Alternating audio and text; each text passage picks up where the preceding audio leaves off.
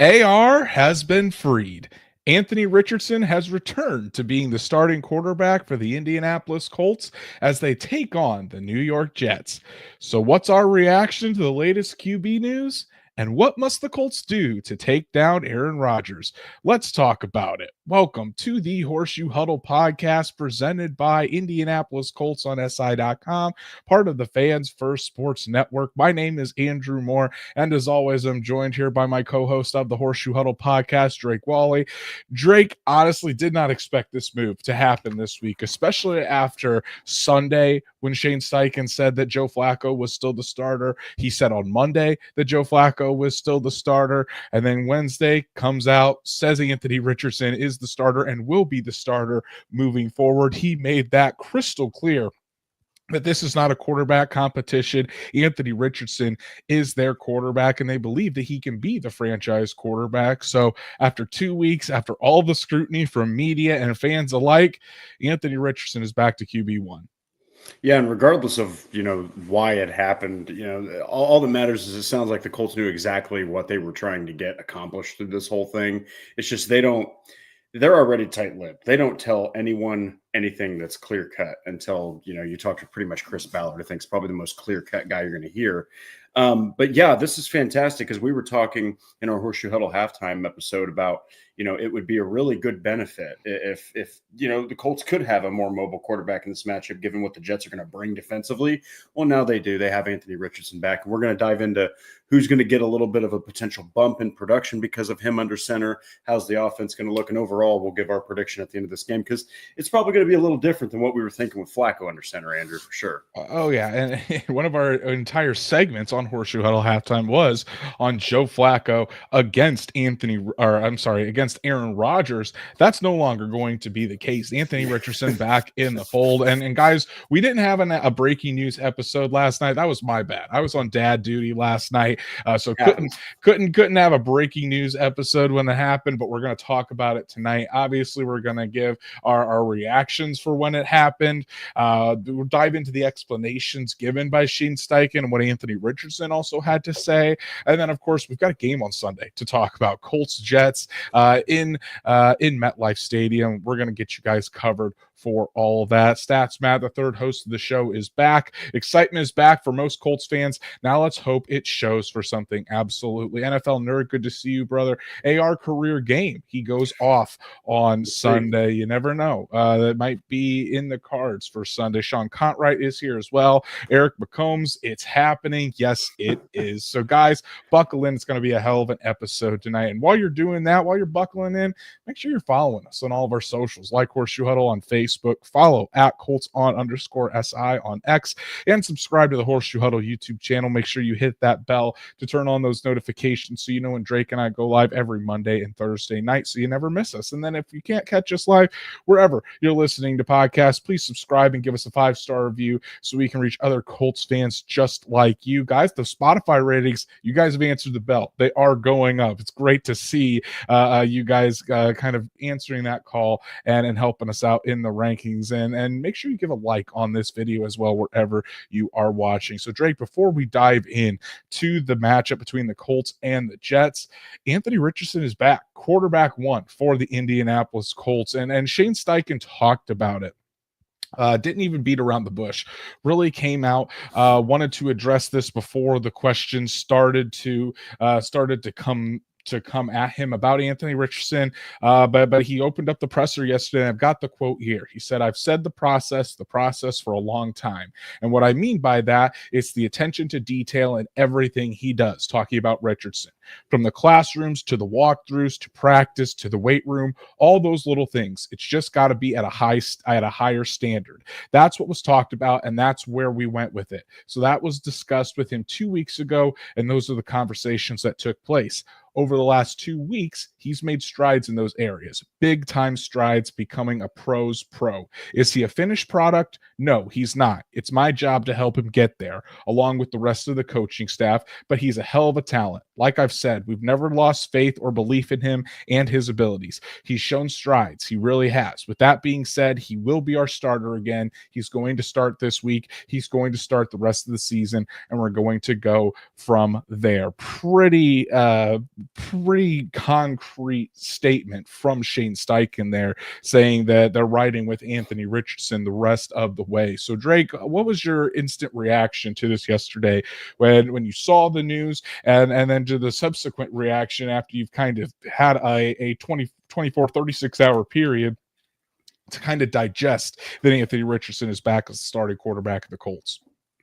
Yeah, when it first happened, it was like, holy crap. You're like, what is happening now? Like they're just flip flopping.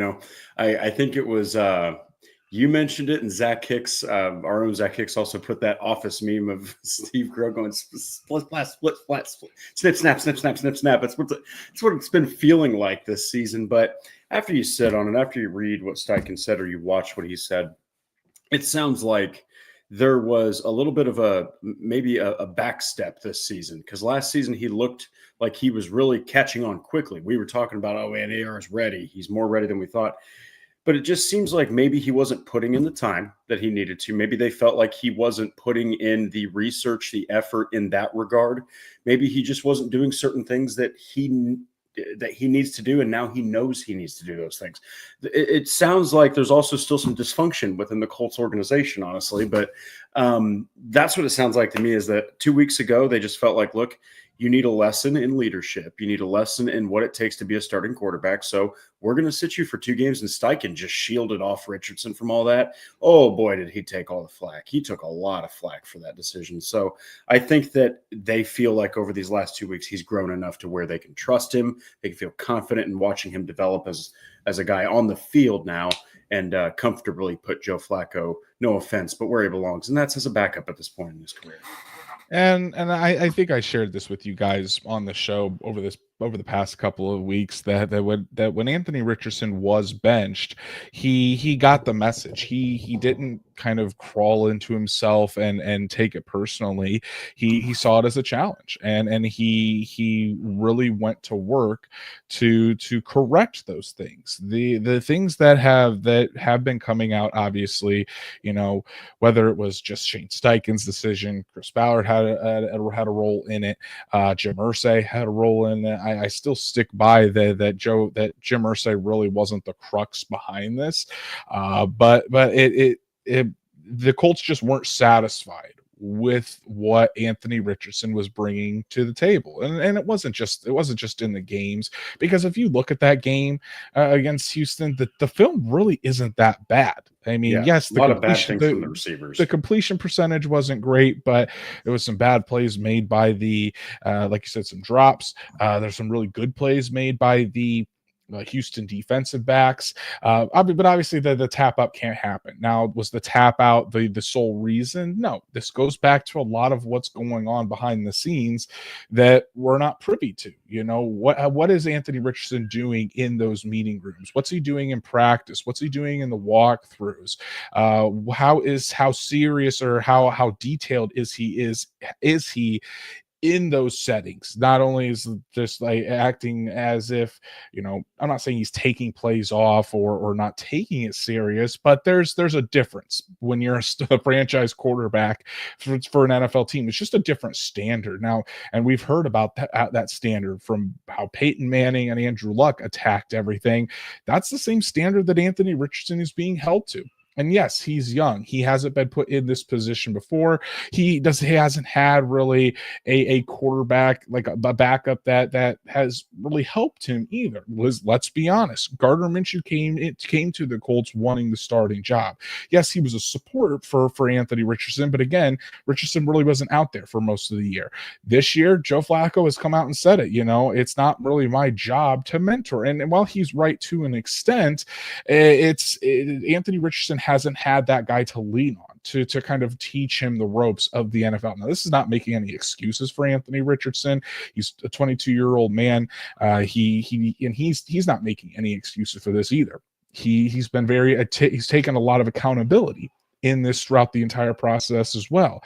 But it just wasn't good enough for the Colts. And over these past 2 weeks, the Colts have really seen a switch in Anthony Richardson, going from doing what's, doing I wouldn't even say the minimum, just kind of going through the motions in some instances to being very deliberate, being very meticulous in everything, and really going the extra mile in all the those aspects, whether it is on the field in practice walkthroughs, off the field in the meeting rooms, in the weight room, going out of his way to do extra stuff for teammates, coming in early, staying in late, getting his body right, all the stuff that needs to happen for a franchise quarterback. Anthony Richardson has been doing that and more.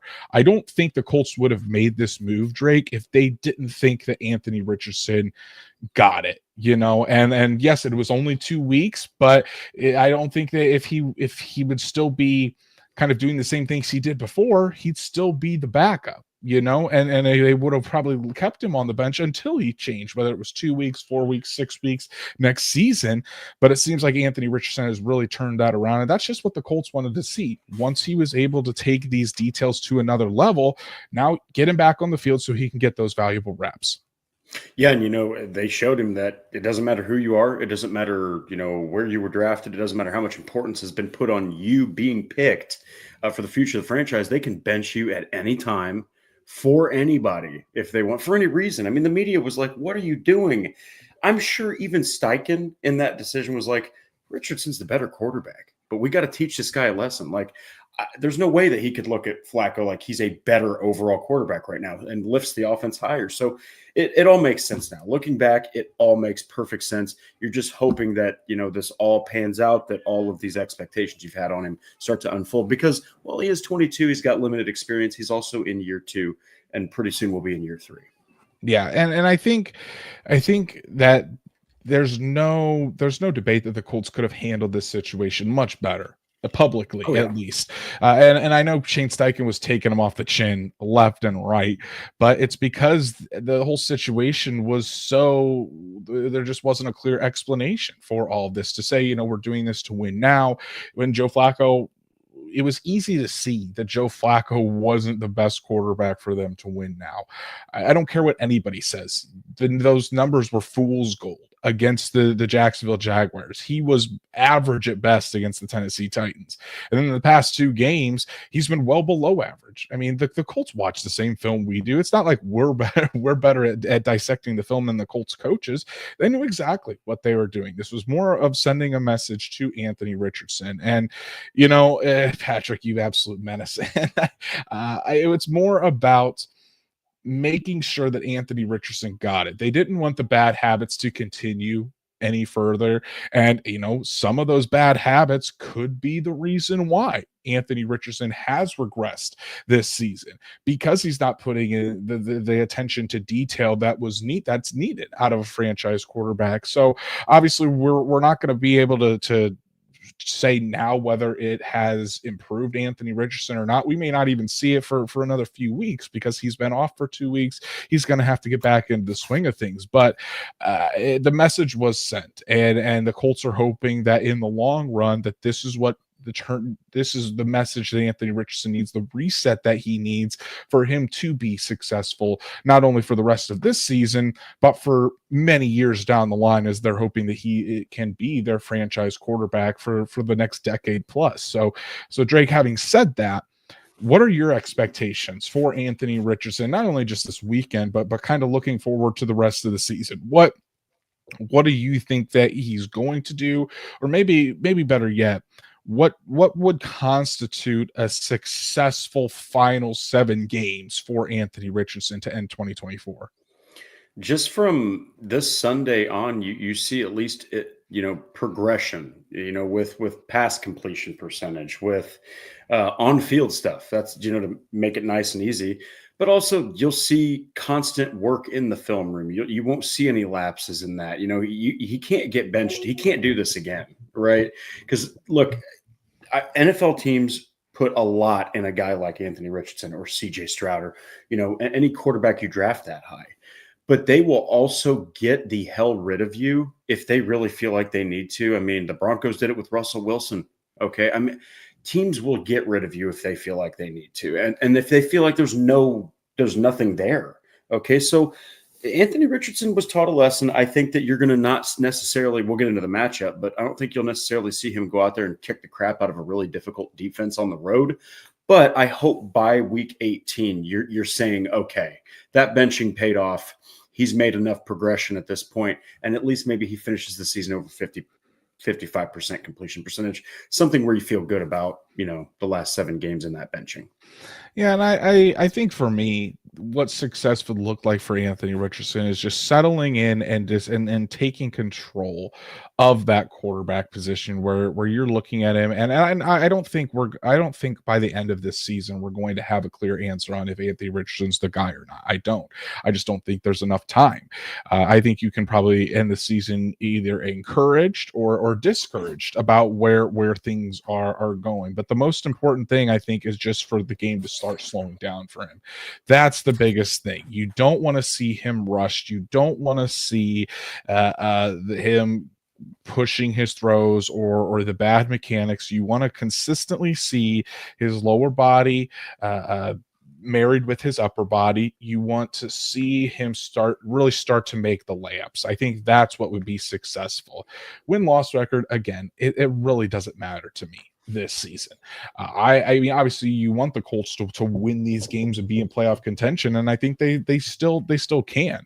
Obviously only being 1 game back of Denver for that 7th spot, and they play Denver later this year. Yep. But to me, for successful for Anthony Richardson is the game slowing down. You're seeing him really take command of this offense. You see him start to hit those layup throws, and then off the field has to play a role into this, because Drake off the field was practically the main reason he was benched.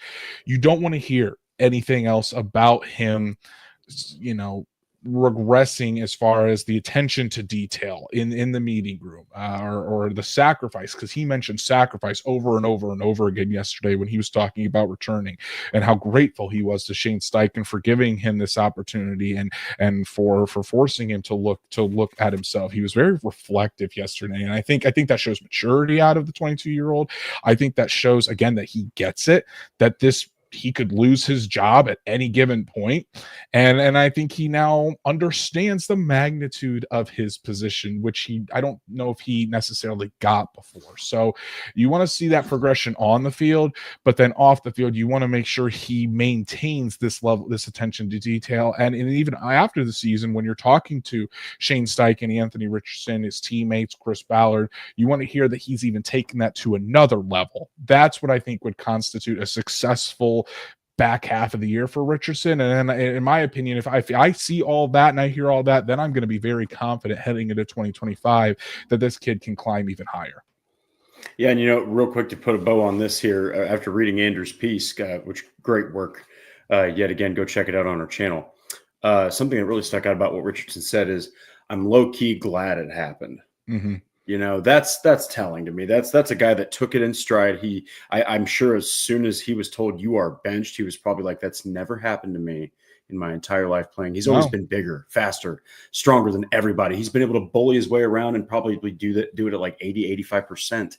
You can't do that in the NFL. You simply cannot. There's always someone ready to take your position, and there's always a defender ready to take your head off. Okay, so you want that locker room to be coming around you and to support you. And these guys love Anthony Richardson. So I thought that was encouraging to hear him say that. Patrick, you're on one tonight, brother. But Patrick says not getting hurt. That wasn't what I was talking about, but that's his scope for being so successful. I mean, obviously that's true as well. But Stats Matt says, I think most importantly for on-field for AR, less second guessing, double clutching, anticipation throws, better throws, and hopefully for the offense as a whole, more get in rhythm throws. Yes, Shane Steichen definitely has to help him out.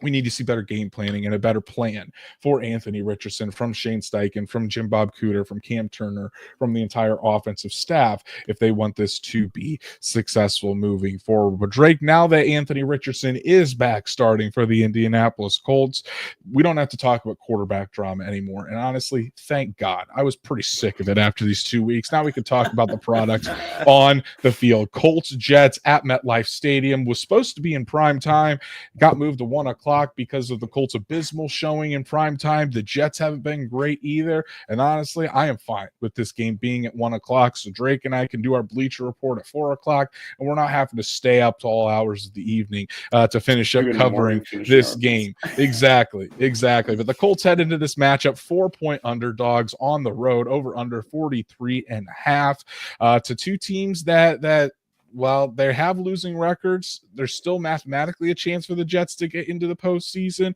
like I said, the Colts are only one game out of the postseason as well. So, I mean, everything is right in front of the Colts, despite everything that has gone on. And I think, heading into this game, Drake, the Colts might have a better chance than what I originally thought, or at least what I had thought they were on Monday, because I think you even saw it with what Shane Steichen said. He seemed more energized from getting Anthony Richardson back as his starting quarterback. It was talked about by the multiple people in the Indy media who were in that locker room on Wednesday after the announcement was made that Richardson would be the starter.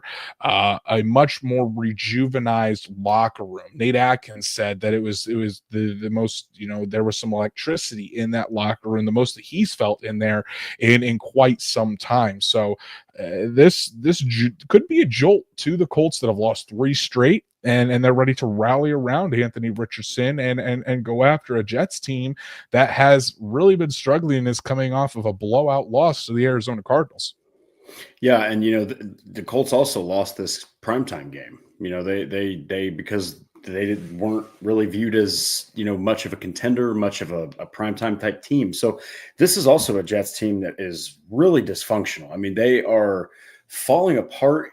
Not completely, but they seem to be kind of falling apart slowly, even despite Devontae Adams being traded there. So I just think that, like you mentioned, the way that AR came back here, the way that the Colts are on a 3-game slide, the way that they just got cooked at home, by the way, and booed the way that they did. I think that if you are serious about the playoffs, you go into that game pissed off and you are ready to absolutely smack anything in the face that is wearing a green jersey. Exactly. Now, when you look at this Jets team, however, Drake, I mean, they still have some players, especially on that defensive side of the ball. The Jets in the passing game, second overall, the second best pass defense in the NFL. The Jets, the secondary is only giving up 168.3 yards per game. Now, last week, Kyler Murray absolutely went off against this Jets defense, 22 of 24 for 266 yards and a touchdown. Kyler Murray has been playing very, very well, and this Cardinals team has been playing well all season long. So the Jets, while they have the second best pass defense in the NFL, Drake, they're not unbeatable is what I'm saying. So what, again, kind of getting back to the expectations, but more so, what do you think Anthony Richardson is going to bring to this offense this weekend? And how do you think he is going to fare against this Jets defense, specifically the pass defense of the Jets? I think it forces the Jets linebackers to account for something else. Okay, the box is going to have to be lighter. I think that now the offensive line, I'm not saying just let somebody through, but you have room for error. There's escapability behind you now. Okay, if Quentin Williams just absolutely trucks through Quentin Nelson on a play, Richardson can get away from that guy. He can outrun him. He can even potentially just throw him off of him. There's so much more. I'm not saying you want error, but your offense doesn't have to be as absolutely step 1, 2, 3, 4 has to happen perfect. Everything had to be perfect with Flacco as your quarterback because he's so immobile. I think that it allows for more creativity. The defense has to think of more things that might happen. And plus it's going to open up more if Richardson breaks loose from a sack and all hell's breaking loose. It's going to open up more downfield as well. So. I think so. And again, I think Richardson he'll be fine. Do I expect him to light up this Jets defense? No, I don't think so. Yeah. But two things have to happen as well. Number one, he's got to get protection up front, because this Jets defensive line is probably the best unit they have. I mean, especially when you look at the names that they have on this defensive line, Drake. Obviously, Will McDonald IV has been a revelation in his second season in 8 sacks in 10 games for the second-year player. Quinnen Williams, like you said, all-pro defensive tackle with 5 sacks. Michael Clemens can get after the quarterback with 4.5. Hassan Reddick is getting back into the swing of things, and he can be a game wrecker. And the Colts are going to have probably 3 rookie offensive linemen. Again, it doesn't look like Bernard Ryman is tracking to play on Sunday with that knee injury. So you're probably going to have Matt Gonzalez at left tackle, Tanner Bortolini at center, and Dalton Tucker again at right guard. So that's going to be number one, is keeping Anthony Richardson upright. Don't allow that pressure to get there too quickly and force him into those mistakes. That's where you could have the quick game that could really help you out, or relying on Jonathan Taylor, which we'll talk about. But don't go back to how the game plan was with Anthony Richardson before the benching, where you're just trying to chuck it downfield and making him hold the ball for 3.5 to 4 seconds and launching those low completion throws, And then secondly, it's got to be on the wide receivers. The wide receivers have to win quickly. You're going to have your full plethora of wide receivers again at the disposal for Anthony Richardson. You got to trust your guys. You have to trust your guys. As far as Josh Downs, in those quick intermediate areas, the quick win wide receiver. Hopefully Michael Pittman, who's been full at practice all week, hopefully sitting out the week, he's going to be more effective. Obviously, you know what Alec Pierce can do deep down the field, but those I think is what's going to be key for Anthony Richardson, is getting protection up front, and then the wide receivers have to help him out as well. Yeah, and look, we just saw the wide receivers with Joe Flacco actually have a pretty damn good game against the Buffalo Bills. I mean, we're talking about A.D. Mitchell had secured all 6 of his targets. Josh Jones had 7 catches. Pierce had the most yards at the game, I think, off of 4 catches. And then, of course, some of those numbers are skewed. Andrew mentioned, garbage time touchdowns and garbage time numbers from Flacco. That's the case. Really should have been 30-13. But at the end of the day, you have to be able to negate that defensive front. It is a little concerning that they're probably not going to have Bernard Ryman. 3 rookies is a lot, especially when one of them's undrafted, especially when another one is a 3rd rounder, although you traded for him, and then the other one's a 4th rounder. So while they do have high upside, boy, the Jets' defensive line is a tough task. So it's even better that they've got Anthony Richardson behind them, because there's probably going to be some leaky blocking at times. So Anthony Richardson is a great quarterback to have back there rather than Joe Flacco. Yeah, exactly. Shout out to Mike for the super chat this evening. Mike says, like the steam line look, Andrew. I'm not sure what that means, brother. I might have to explain. Just talking that about one. Smooth. I guess I did shave the head. Finally, I had time to shave the head. I was looking pretty gross because the hair was growing out long, and really long is like maybe half an inch. But hey, when that happens, I don't feel myself. So appreciate it. Got the fresh shaved look out here for tonight. Thank you all for your support. Mike. And then Stats Matt coming in with his first stat of the day, presented by Busch Light. The Jets' pressure percentage is 39%, which is 5th in the NFL, but they give up the 11th slowest time to throw at 2.74 seconds. Their cornerbacks allow the lowest average separation in the NFL. It's a good pass defense on the other side of the coin here, Drake. That pass defense, it's why, again, I don't expect Anthony Richardson to light it up on Sunday. Obviously, I never say never, but I think the biggest thing for Anthony Richardson is you just don't want him to make the mistakes that are going to cost you this football game. Just to make sure he doesn't get too excited, and he's not trying to put the team on his back. Rely on your teammates to help you out. Yeah, and that's going to be something that's really going to be crucial, is especially, they're going to have to get the ground game going, but that stat right there tells me that the Jets, not only do they put pressure on the quarterback, by the way, they're like top 5 in sacks. I think they're 3rd, but they also are fantastic in pressing and not allowing your wide receivers to even run their routes comfortably. So Anthony Richardson's got a tall task coming back. This is probably, I don't want to be negative here, Andrew, but this is probably the worst possible defensive matchup that he could return to after being benched for 2 games. Yeah. I mean, it's up there, certainly. I Yeah, mean, Vikings probably up there as well. The Lions, we'll see what he does next week against the Lions, but then we're getting a forgot little about bit that ahead of one. ourselves. Patrick saying, remember before the season when I said the Jets would be one of the toughest defensive lines they'd face, and you guys brushed it off? Who's the king now? That's right, Grant Stewart. Of course, Grant Stewart is the king always. But yeah, I mean, Patrick, you did call that the Jets defensive line would be one of the toughest, and they certainly are. Yeah. But Drake, I think they have a way to really combat this Jets defense, and that's with the running game. Having Anthony Richardson and having Jonathan Taylor together running the football, that is going to be huge. The Jets are 25th in the NFL against the run, averaging 134 yards per game allowed. Yeah, if now was the time to lean heavily on the run game, allow Jonathan Taylor to carry the bulk of the offense, to allow to help Richardson get into a rhythm, it's this weekend against the Jets. I mean, I am fully expecting a run-heavy game plan out of Shane Steichen. I think it'd be foolish not to. You lean on Jonathan Taylor. You lean on Anthony Richardson in the quarterback run game, the design quarterback run game. You force some RPOs. You force the Jets defense to respect the run, and that's how you open up the pass. But what do you think? What's your expectations for this Colts run game on Sunday?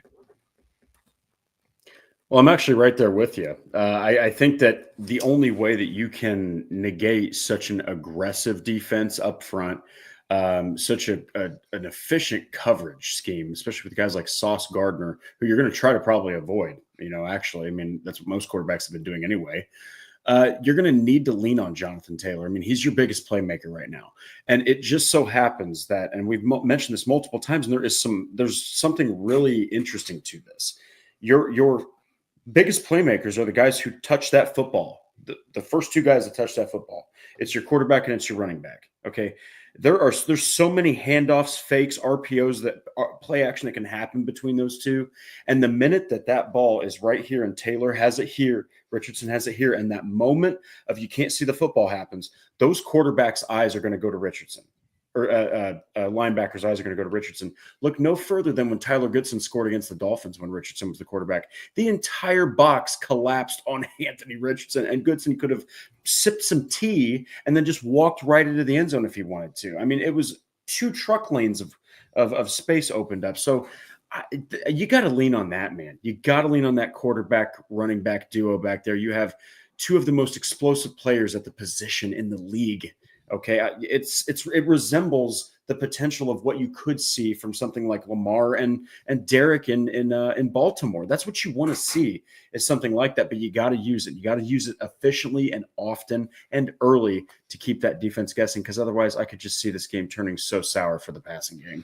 Exactly. And Zach had a really good post on X this week that I want to highlight, the difference in what Jonathan Taylor brings, but when Joe Flacco's on the field versus when Anthony Richardson is on the field. So the last 2 games with Jonathan Taylor, or with Joe Flacco as the quarterback, Jonathan Taylor has 49 rushes for 220 yards. That's 4.4 yards per carry. And this was also part with the Pittsburgh game when they were together too. 4.4 yards per carry and a 12% explosive run rate. Now with Anthony Richardson, 77 rushes for 396 yards, 5.1 yards per carry, 5 touchdowns, and a 17% explosive run rate. So Drake, Jonathan Taylor is much more effective when he has Anthony Richardson on the field because of exactly what you said. Those linebackers have to respect Anthony Richardson's running ability, and making those linebackers, making those second level defenders, even making the defensive line at times have to pause for just half a second longer to see who has the football, Jonathan Taylor or Anthony Richardson. Both of those guys are so explosive that when you pause for that half second, it allows those guys to get a good step on you. And when that happens, you're hardly ever going to be able to run down Jonathan Taylor. And Anthony Richardson has the ability to break it for a big game as well. This is the key to the game. The key is the Colts have to have success running the football. And it's not just with Jonathan Taylor, it's with Anthony Richardson as well. This goes back to the Colts needing to use Anthony Richardson more in the quarterback run game. There needs to be more designed runs for Anthony Richardson. And on those design runs, ultimately, Anthony Richardson has to take care of himself as well. Get down, go out of bounds. Don't be trying to truck 2 and 3 defenders. Hell, don't even try to truck 1 defender. You see someone coming your way, slide, get down. It's what he did against the Miami Dolphins. I remember him sliding multiple times in that game. Take care of yourself, but get some good yardage. And I think the Colts are going to have some opportunities with that. But again, it's up to Shane Steichen to have this in the game plan, have this ready to go, really focus in on this, and that's how you're going to open up things for this passing game. Stats Matt with the second stat of the day presented by Busch Light. The Jets have allowed the 4th most 10-plus yard rushes in the NFL and have the 12th lowest stuff percentage, have the 6th worst run defense in EPA, and only stack the box on 19.4% of run snaps. It's there for the taking, Drake. All of these stats point to a huge game out of Jonathan Taylor on Sunday and some success for Anthony Richardson on the ground on Sunday. I think it would be really, really foolish if Shane Steichen and Jim Bob Cooter did not come into this game fully prepared to run the rock and really take that physicality to the Jets defense up front. This has to be the game plan on Sunday. And I think, again, like I said, it'd be foolish if the Colts go into this game and really just try to air it out when you're going up against a run defense that is so weak and so susceptible for giving up explosive plays. Yeah, and your offensive line is built for the run game. Even these backups, okay, guys like Bortolini, guys like Tucker, guys like Gonsalves, they are future. I mean, 2 of those guys are probably drafted to be future starters, okay? And they all 3 excel, when they're able to hit somebody, and that's the way this line is built. Yes, Andrew, I love what you said. I would love to see less than 20 pass attempts. I would love to see 25 carries from Taylor, maybe 8, 9 from Richardson, and then pepper in some Goodson, pepper in some Sermon, use those other backs, run the living crap out of that football, break that defensive line, because that's the strength of that entire approach of their defense.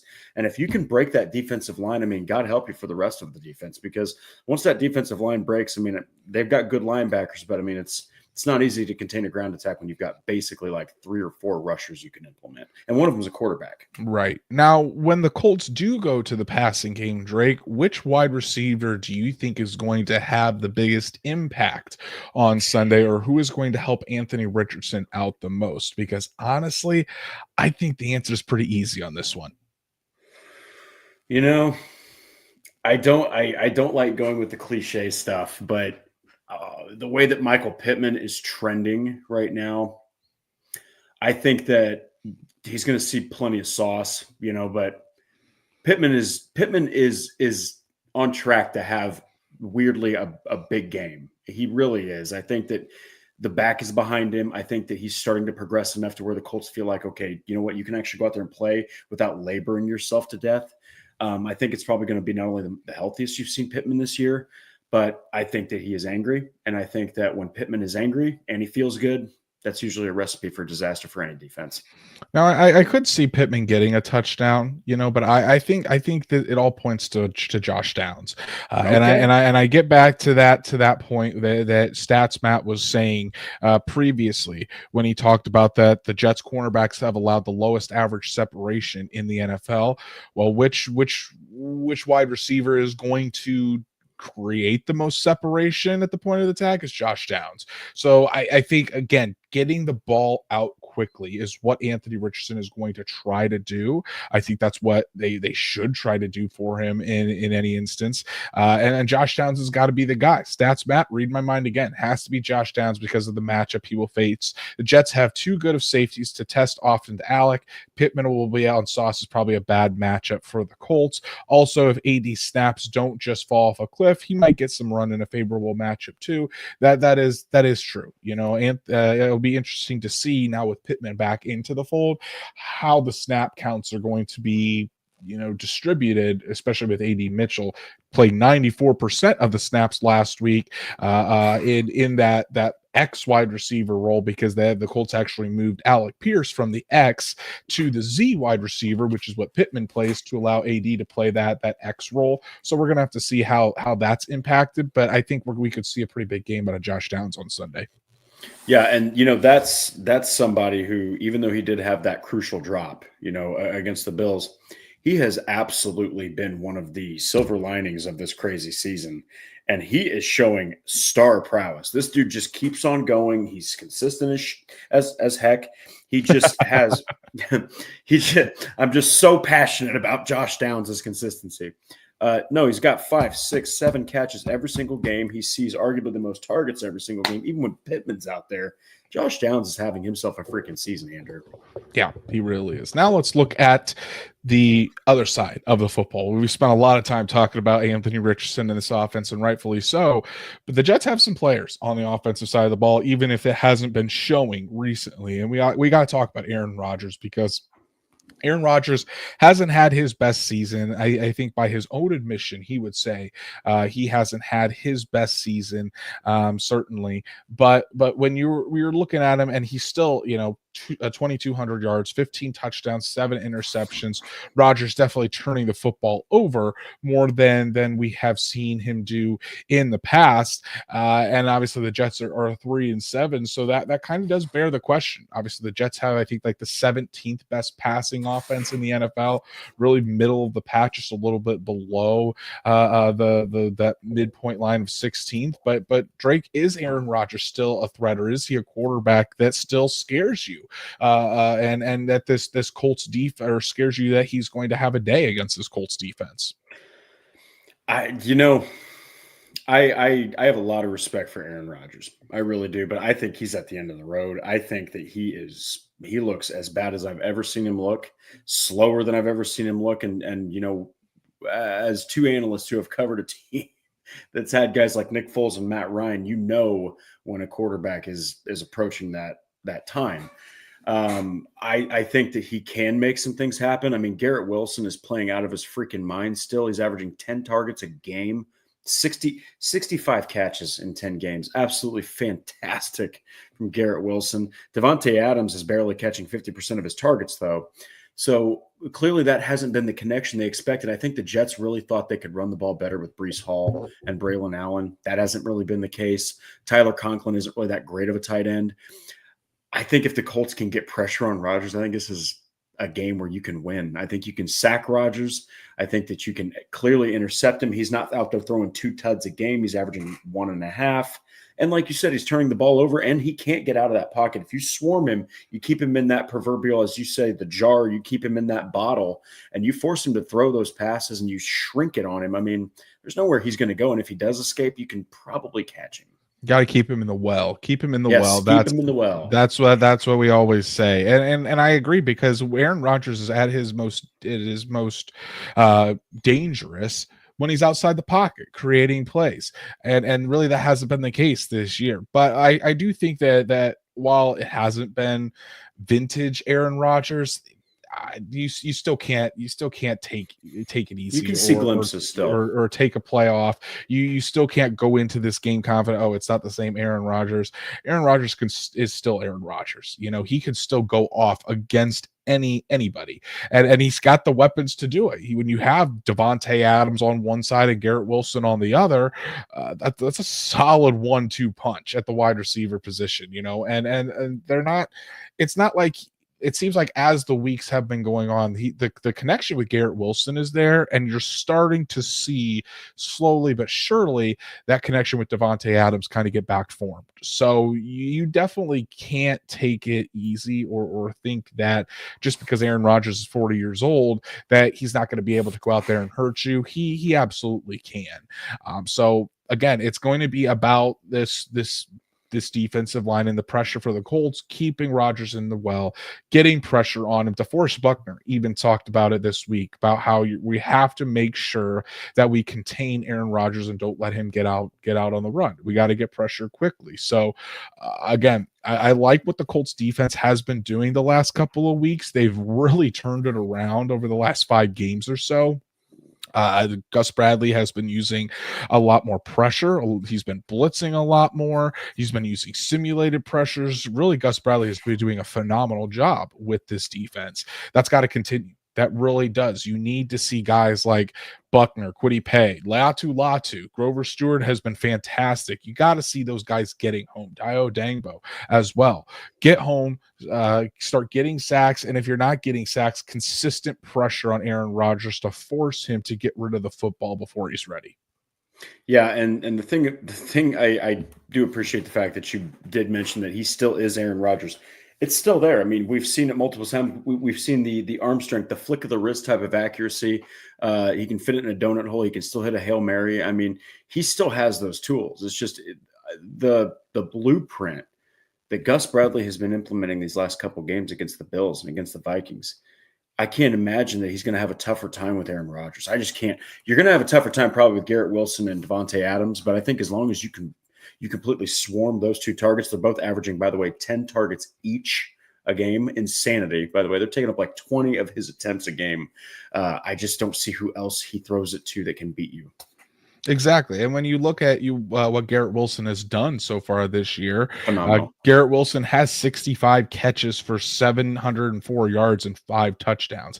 Easily the top wide receiver for the Jets, and Aaron Rodgers' number one target. And like you said, Devontae Adams, since he became a New York Jet, has been getting 10 targets per game. And it wasn't too long ago, guys. I know it was with a different team, completely different quarterback, but last year, when Devontae Adams played this Colts team going up against Jalen Jones for a lot of it. Yes, Juju Brents was on the other side. And honestly, I thought Brents and Jones had a really good game and were really physical with Devontae Adams.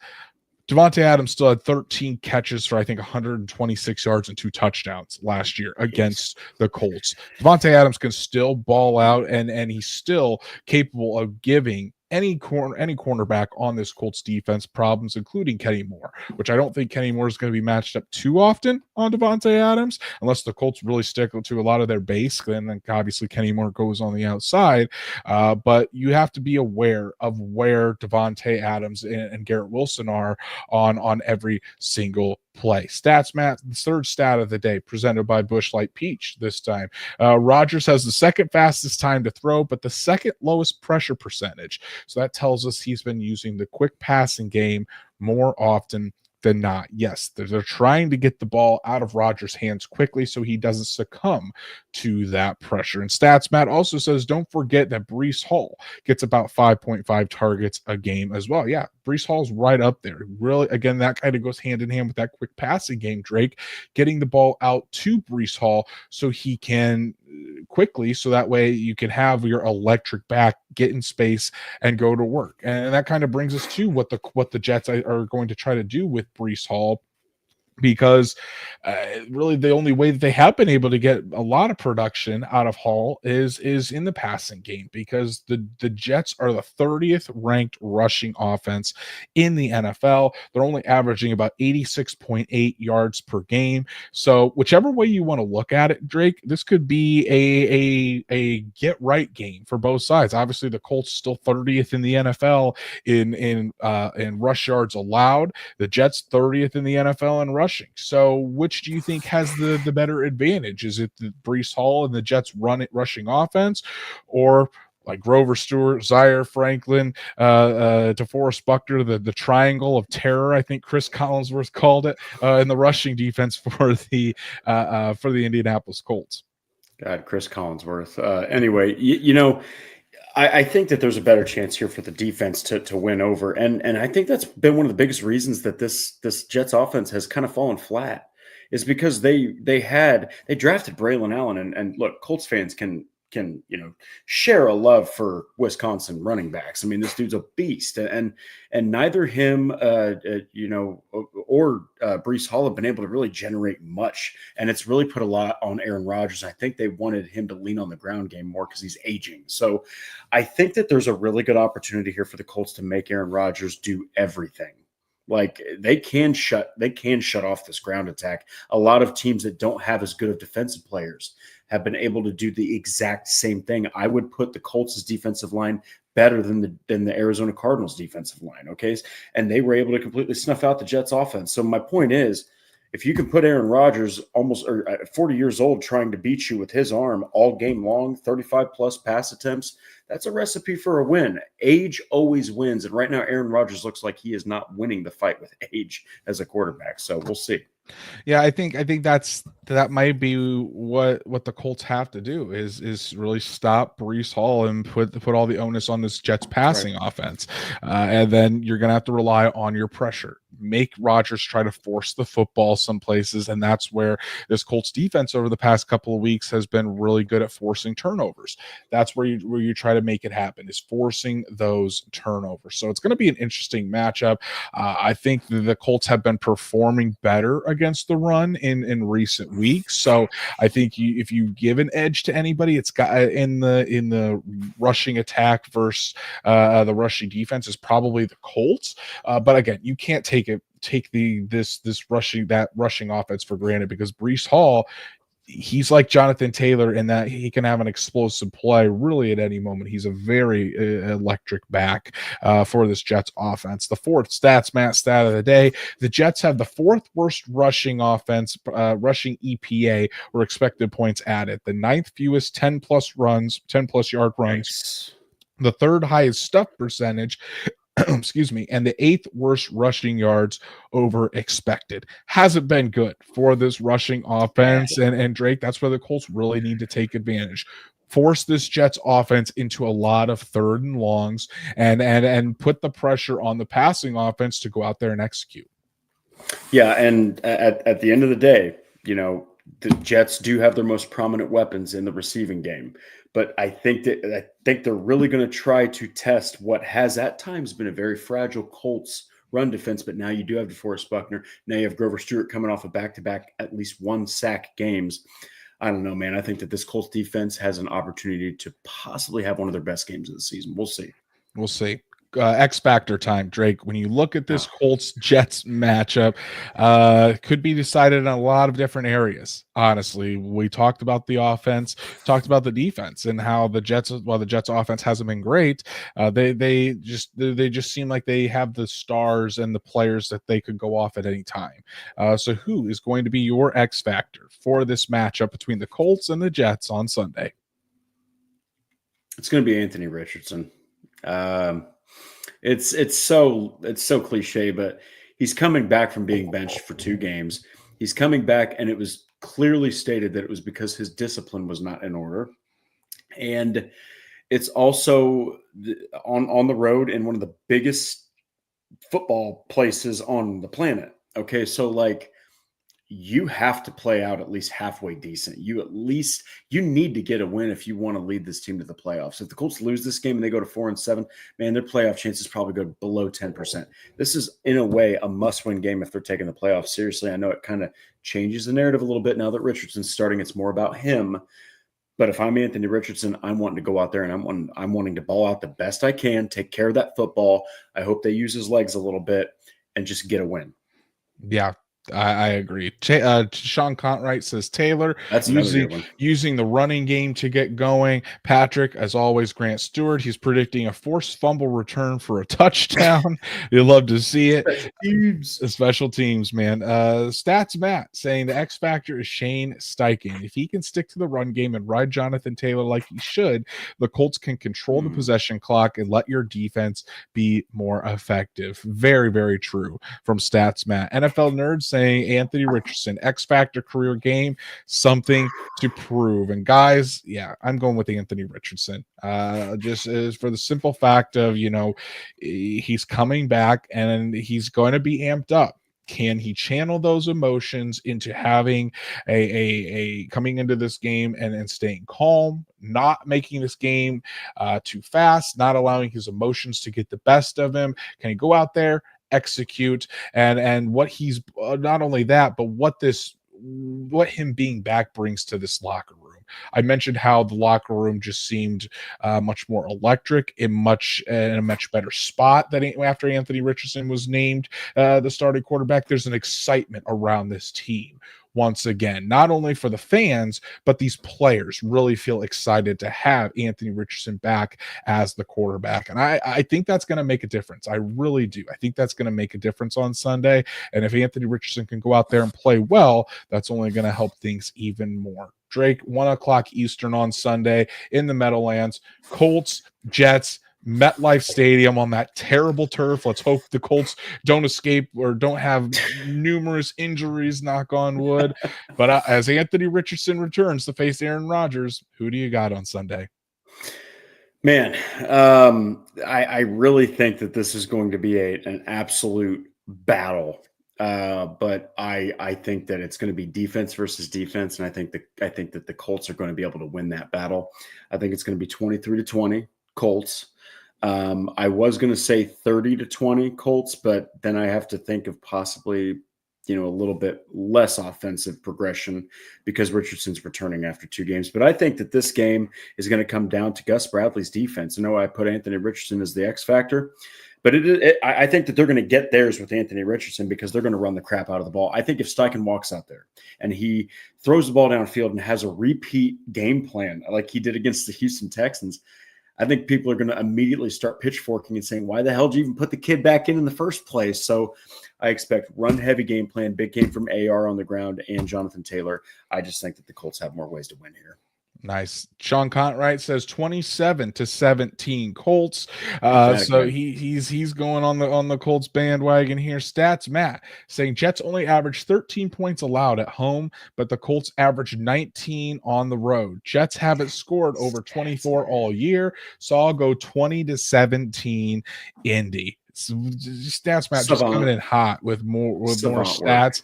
Hey guys, I'm drinking the Kool-Aid. I'm feeling it too. I think the Colts get the win. I think that there's just been a complete momentum shift again in that locker room, and I think that the Shane Steichen and hopefully he has seen what he needs to do to really help Anthony Richardson get going. You got a $14 million running back there. Use it. I'm going Colts 24, Jets 20. Drake really close. The under hits for you, the over hits for me, but I do think that it's going to be close game.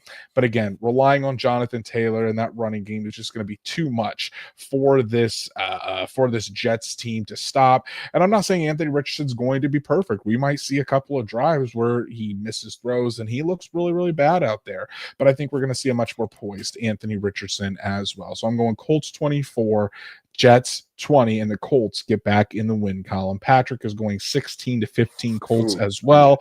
We're all on the Colts this weekend. Drake, let's take a look at the Colts injury report. And honestly, it doesn't look that bad when you want to, with all things considered. You take a look here, DeForest Buckner, Bernhard Raimann, both those guys didn't practice on Wednesday. It was a walkthrough on Wednesday. Thursday was their first actual practice, and we saw DeForest Buckner back to full. Bernhard Raimann obviously did not play. It doesn't look like Bernhard Raimann is going to suit up against the Jets, which again means Matt Gonzalez is out there at left tackle. 3 rookies on the offensive line for the Colts. Yeah, and Bernhard Raimann, poor guy comes back from a concussion, a self-reported concussion. He starts playing, then a knee injury sidelines him. He's fine. He feels fine on the sidelines, but doesn't even come back in the game. So you're hoping that Friday is just an absolute turn because, again, the Colts have more ways to win. But, man, if you're starting a 3 rookie offensive lineman against that Jets defensive front, it's going to take a little more creativity from Shane Steichen, I think. That's why you need to get the ball out quickly, and you need to rely on that running game if you're the Colts offense. EJ Speed has been limited all week with that knee injury, but it doesn't seem serious. I would expect EJ Speed to play on Sunday. And then Michael Pittman Jr. and Julian Blackmon have been full all week. Michael Pittman, full participant with that back injury, is good to see, especially all week, because the past couple of weeks, or the past few weeks, I should say, he has been did not practicing on Wednesday, going full on Thursday, and then either limited or not practicing on Friday just to make it to the game. Didn't practice all week. So you're hoping that if he's full all week, this back injury really is starting to get behind him. And the Colts offense could use a full strength Michael Pittman Jr. desperately, especially having Anthony Richardson back, who's going to need all the weapons he can to get back into a rhythm. Yeah, and a healthier than ever this year, Michael Pittman gives you a lot of confidence, especially seeing what A.D. Mitchell just did without Michael Pittman. So if you can get Pittman back fully confident and at least for the most part healthy, I mean, that's definitely something you're going to take against that kind of secondary the Jets have. Exactly. So hopefully the Colts are at most only have Bernard Ryman out on Sunday. That would certainly help to have the Colts close to full strength against this Jets team. Let's take a look at the latest Colts news and rumors before we get out of here, Drake. Not much to report, honestly, just a couple of practice squad moves. The Colts did sign tackle Mason Brooks to the practice squad. Just another indication that Bernard Ryman might miss the game on Sunday, adding more offensive line help. And the Colts, to make room for Brooks, they released Derek Rivers from the practice squad. One more thing to mention, as if you haven't seen the news today about the Kansas City Chiefs and Harrison Butker going on IR, guess who they signed off the Jets practice squad? Good old Spencer Schrader. So Spencer Schrader goes to the Kansas City Chiefs, the 9-0 Kansas City Chiefs. Spencer Schrader will be their kicker until Butker is back. Hey, congrats to Spencer Schrader. Go out there, kick ass, and hopefully it leads to a full-time kicking job somewhere in the NFL. Yeah, and you know what? It's pretty awesome to finally see Spencer Schrader at least land on a team that's pushing for the Super Bowl. Not saying the Colts can't do that, but it is nice to not have to write every single freaking 2 days about how Spencer Schrader has been released and signed to the practice squad. Exactly. But Drake, Anthony Richardson back as the starting quarterback for the Indianapolis Colts. The quarterback drama seems to be subsided for now. You hope that this is the last time you see Anthony Richardson bench. It seems like the message was received. He has completely changed the way he is preparing during the week. He's completely changed his level of detail. It seems like he knows what it means and how much you have to sacrifice to be the franchise quarterback for an NFL team. And you're hoping that this is the wake-up call, not only that he needs, but this team needs in order to make a final push this season, and hopefully to see Anthony Richardson from here on out become a successful quarterback for the Colts. Yeah, and the whole reason they benched him is because they felt like the preparation, needed to be increased and the work and all of that stuff off the field. Now it has to translate to on-field results. So no better way, Anthony, to make everyone eat crow than to go out there on the road at MetLife Stadium and get a win against a tough defense. Exactly. So that's our show for tonight, guys. Really appreciate everybody that tuned in to talk Colts Jets, talk Anthony Richardson with us this evening. Shout out to Mike for talking about the Chrome Dome here. Appreciate it. And everyone else that joined us this evening. Make sure, if you haven't done so, please go follow us on all of our socials, like Horseshoe Huddle on Facebook, follow at Colts_SI on X, and make sure you're subscribed to the Horseshoe Huddle YouTube channel. Hit that bell so you know when Drake and I go live every Monday and Thursday night. Or since the holidays are getting closer, our schedule might be going a little bit crazy. Obviously, we're not going to be live on Thanksgiving. We are not going to be live on Christmas and the surrounding days. So make sure you have those notifications on so you know when we are going live those weeks. And if you can't catch us live or on YouTube, make sure wherever you listen to podcasts that you're subscribed, give us a 5-star review so we can reach other Colts fans just like you. And make sure to leave a like and comment under this video as well, because that'll help us with the YouTube algorithm as always. Drake, I know you've got plenty of stuff out there on horseshoehuddle.com that people need to go check out. Tell them what they need to go look for. So I've got some stuff coming out on the keys to victory for the Colts in this matchup against the Jets. Of course, I've also got playmakers that might see a bump in production because Anthony Richardson is starting. And then, of course, I did release some fantastic news for Indianapolis on the NFL Combine, huge stuff that the Combine stays in Indy. So go check all that stuff out. Exactly. Make sure you give those a read. And myself, like Drake mentioned earlier in the show, went in deep on what Anthony Richardson had to say yesterday after it was revealed that he had returned to being QB1. really went in and really didn't hold back on the things that he learned in these past 2 weeks, what he focused in on, his gratitude. Really interesting stuff from Anthony Richardson and Shane Steichen yesterday. And then tomorrow, Jonathan Taylor also spoke out on the whole Anthony Richardson situation and what he has seen from afar of what Anthony Richardson is doing. That's going to be a really good one as well. So make sure you check that out as well as everything else on horseshoehuddle.com. Go follow Drake at DWalsterDrake. You can follow me at Andrew Moore NFL, and we'll be back on Monday night to break down everything from the Colts-Jets matchup. If you have time on Sunday, make sure you check out Drake and I immediately following Colts-Jets on the Bleacher Report app to give our instant reactions. But if not, we'll see you right back here on Monday night to break it all down with you live on the Horseshoe Huddle podcast. We'll be seeing you then.